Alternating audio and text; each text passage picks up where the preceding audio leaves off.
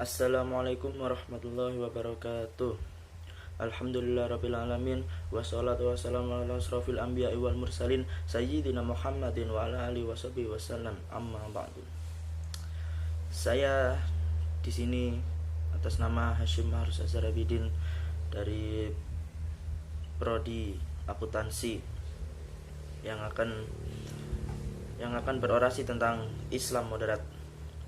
Mewujudkan generasi muslim moderat dan peduli bangsa menuju Indonesia tangguh.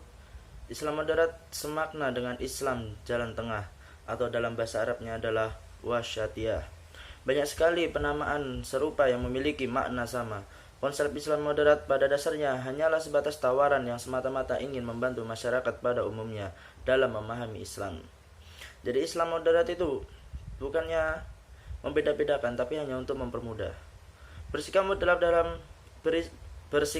dalam Islam bukanlah suatu hal yang menyimpang dalam agama Islam, karena hal ini dapat ditemukan rujukan baik dalam Al-Quran ataupun hadis.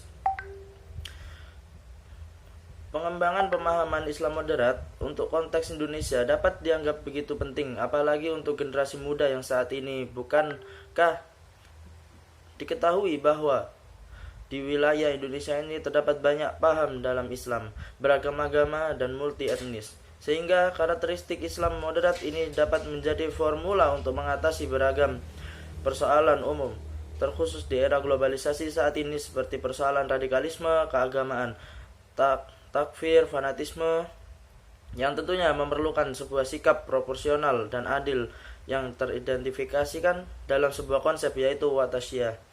Pancasila sebagai landasan filosofi berbangsa dan bernegara yang dapat dianggap sebagai kristalisasi nilai-nilai Islam. Konsep Islam moderat mengajak bagaimana Islam dipahami secara kontekstual, memahami bahwa perbedaan dalam keragaman adalah sunatullah, tidak dapat ditolak dan juga dihilangkan keberadaannya. Yang menjadi pertanyaan selanjutnya adalah model Islam moderat, adil dan tengah itu yang seperti apa, dan apa tanda-tandanya atau ciri-cirinya. Mengacu dalam buku Moderasi Islam, setidaknya ada 6 ciri-ciri bersikap moderat dalam berislam. Pertama, telah disebutkan bahwa Islam itu relevan atau gimana ya? Relevan. Ya, sangat tengah-tengah lah, bisa menerima semua. Dan pada zaman itu umat Islam yang bersikap moderat adalah mereka yang mampu membaca dan memahami realitas yang ada, tidak gegabah atau ceroboh, mempertimbangkan segala sesuatu termasuk kebaikan dan keburukannya. Terkait hal ini kita bisa belajar banyak dari Nabi Muhammad SAW. Beliau adalah orang pandai dalam membaca realitas. Jadi Nabi Muhammad itu tidak hanya teruju pada umatnya sendiri, tapi beliau juga mempertimbangkan kepada semua umat yang ada di bumi. Kedua, memahami fikih prioritas. Umat Islam yang bersikap moderat sudah semestinya mampu memahami mana-mana saja ajaran Islam yang wajib, sunnah, mubah, makruh, dan haram, mana yang fardu ain dan mana yang fardu kifayah. Di samping itu juga memahami mana yang dasar pokok dan mana yang cabang. Ketiga,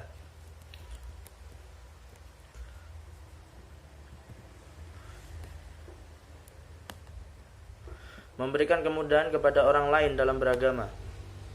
Ada istilah bahwa Islam itu mudah, tapi jangan dipermudah. Pada saat mengutus Mu'adz bin Jabal dan Abu Musa al-Asy'ari ke Yaman untuk berdakwah, Nabi Muhammad SAW berpesan kepada keduanya memberikan kemudahan dan tidak mempersulit masyarakat setempat. Memahami teks beragam secara komprehensif, perlu dipahami bahwa satu teks dengan yang lain itu saling terkait, terutama teks-teks tentang jihad. Misalnya, ini yang biasanya dipahami separuh-separuh atau tidak utuh, sehingga jihadnya diartikan perang saja. Padahal tidak. Islam itu mengajarkan kebaikan dan perdamaian, bukan peperangan. Jadi jika ada yang mengaitkan Islam pada terorisme, itu bukan Islam, tapi suatu kesesatan. Kelima, bersikap toleran. Umat Islam yang bersikap moderat adalah mereka yang bersikap toleran. menghargai pendapat lain yang berbeda selama pendapat tersebut tidak sampai pada jalur penyimpangan.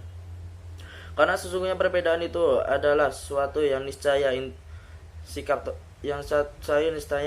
intinya sikap toleran adalah sikap yang terbuka dan tidak menafikan yang lainnya. Imam Syafi'i misalnya, bahkan dia sampai berkata, kalau pendapatku benar tapi mungkin juga salah, pendapat orang lain salah tapi mungkin juga benar. Karena memahami sunatullah dan penciptanya. Allah menciptakan segala sesuatu melalui proses, meski dalam Al-Quran disebutkan Allah Maha Tinggi. Tinggal Allah mengucapkan kun fayakun dan semua akan terjadi. Namun dalam beberapa hal seperti penciptaan langit dan bumi yang diciptakan dalam waktu 6 masa, dalam penciptaan manusia, hewan dan tumbuhan, orang yang bersikap moderat pasti memahami kalau ajaran-ajaran itu Islam diturunkan dan didakwakan secara bertahap atau mutawatir. Memang pada dasarnya karakter ajaran Islam itu moderat. Dalam beberapa kesempatan Kiai Haji Ahmad Mustafa Bisri, ulama Kalimatin Nahdlatul Ulama, juga menegaskan kalau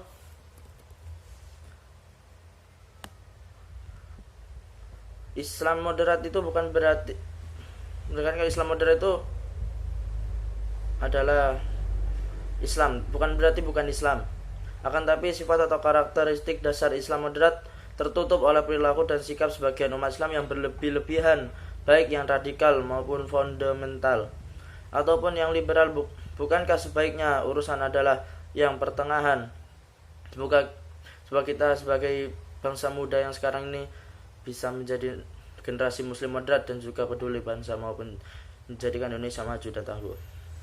Jadi intinya kita tidak boleh gegabah dalam mengambil suatu keputusan. Lebih baik meminta pendapat orang lain daripada mengunggulkan pendapat kita sendiri. Sekian dari saya. Wassalamualaikum warahmatullahi wabarakatuh.